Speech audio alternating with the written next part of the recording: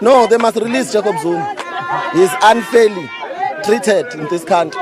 It is not constitutional. We are going back to apartheid right now. You can't arrest without a trial.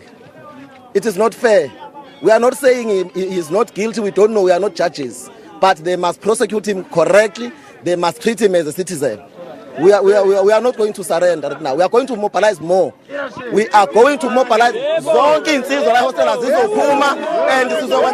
we want to shake this economy, because even if the economy shana pansi, no economy apezulu, we benefit nothing from this thing. Right now, Jacob Zuma is arrested, but if it was Ramaphosa, then we are not going to listen to this thing of white people. We are going to mobilize, and all stores are owned by Bandabam. We are going there. Yeah. We are going there. We are hungry. We don't have food. No. We do not have food. So if we do not afford food, what is it that we must do? There is food there in the shops, so we must go there and enjoy ourselves.